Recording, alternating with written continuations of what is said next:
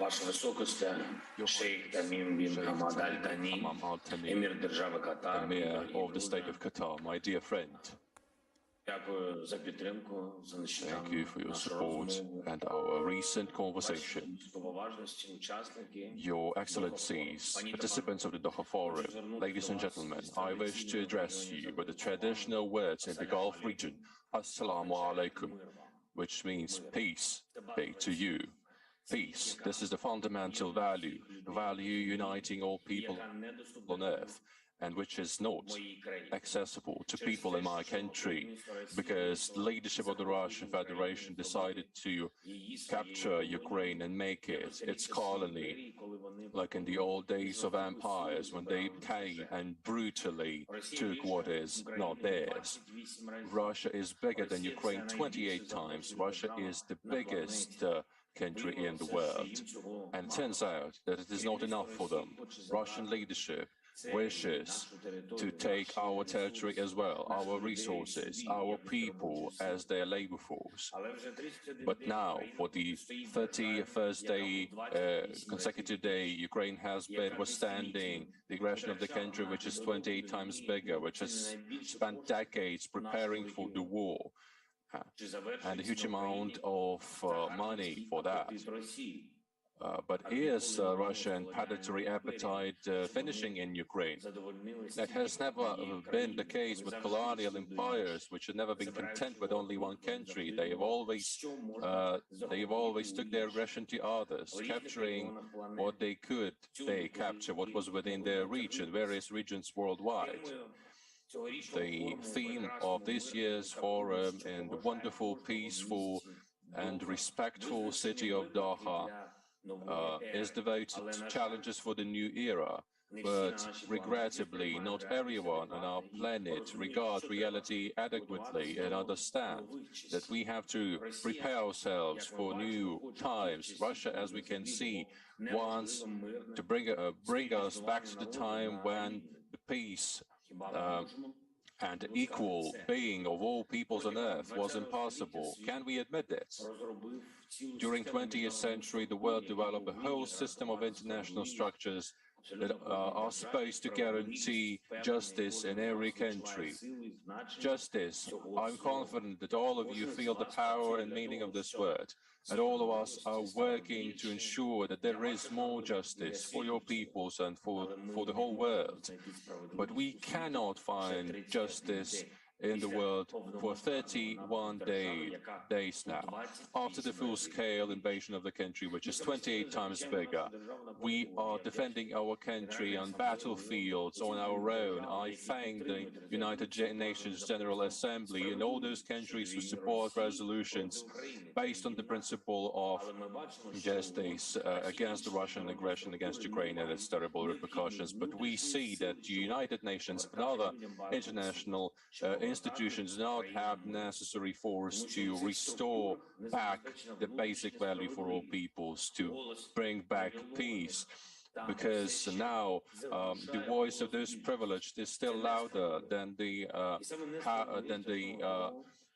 voice of the few. That is not justice. That is not justice, because Russia is doing this against Ukraine. That cannot be called justice. They are intimidating us with the usage of nuclear weapons, and Russia does so deliberately. They are bragging that they can destroy with nuclear weapons not only a certain country, but the entire planet. Currently, the world is waging a very serious discussion on the political level that Russia might use tactical nuclear weapon or other weapon of mass destruction, particularly chemical weapons.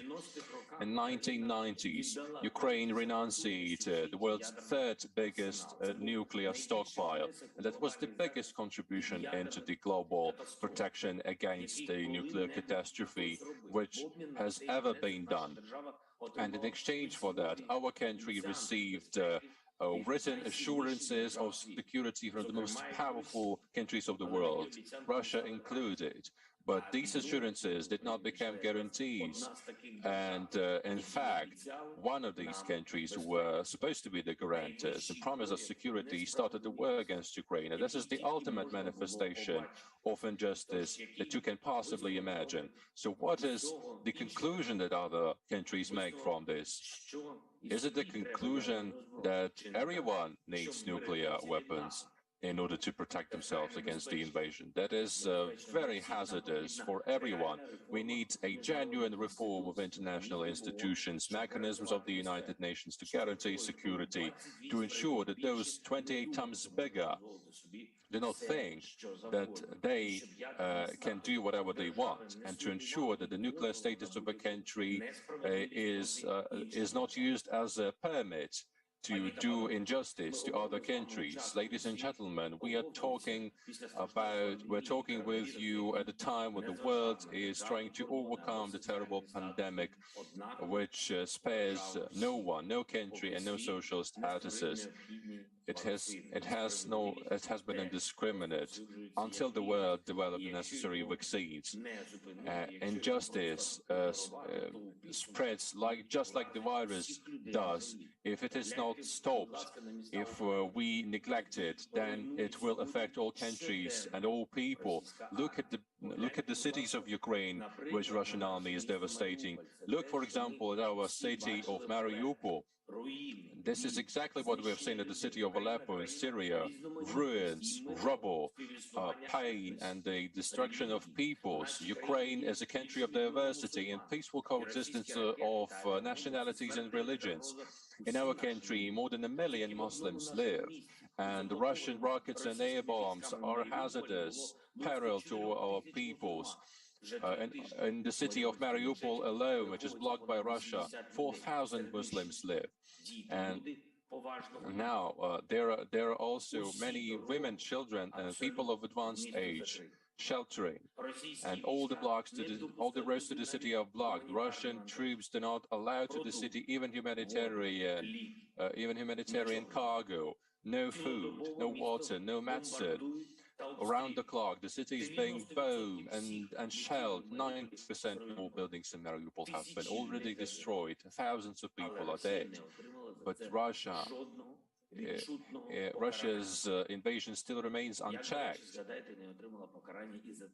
And I can also remind you that Russia has not been punished for what it has done in our Crimea after it captured it.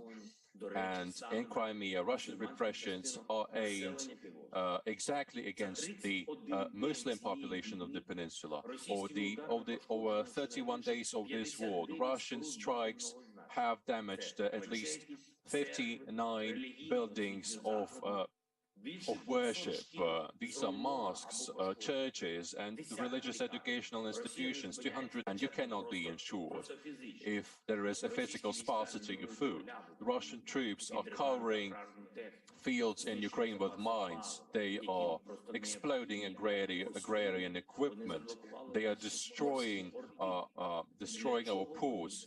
They are destroying all of our resources needed for agriculture. Why they are doing this? Our country will have enough food still, but the absence of exports from Ukraine will deal a severe blow to many countries worldwide, to the Muslim world, to Latin America and other countries worldwide. The invader is trying to take back its old privileges, and we should not allow the sparsity of food in the world because of this war. Therefore, the sanctions policy against Russia, all the limitations that have been imposed against this country are aimed only at ensuring that Russia starts suing for peace, ensuring that Russia does not pose a threat. I urge all countries to join us here. Russia has to sue for peace. It has to abandon all attempts to break down global stability and trying to restore the abhorrent habits of those who wanted to capture colonies and impose inequality. This is also a question of abandoning the usage of Russian oil and gas. Responsible states, like the state of Qatar, are reliable and solid exporters of energy resources, and they can make their contribution to the stabilization in Europe. They can do much to restore justice. The future of Europe rests with your efforts. It depends on your efforts. I ask you to increase the output of energy to ensure that everyone in Russia understands that no country can use energy as a weapon and to blackmail the world. In a week, there starts a sacred month for all Muslims, the Ramadan. I do not have to explain to you the momentousness and importance of this time. All the world reveres this month and has profound respect for it. But now the Muslims of Ukraine are forced to protect their country and their freedom with arms at their hands. In this sacred month, we have to exert even more efforts to ensure that Russia sues for peace. We have to have an anti-war coalition, do it all together, to ensure that this sacred month of Ramadan is not overshadowed by misery and pain of people in Ukraine and by the devastation of our cities. We need to do it to give people an impossibility to prepare themselves, to brace themselves for the new era and not adapt to the old abhorrent realities, predatory wars, famine. Thank you.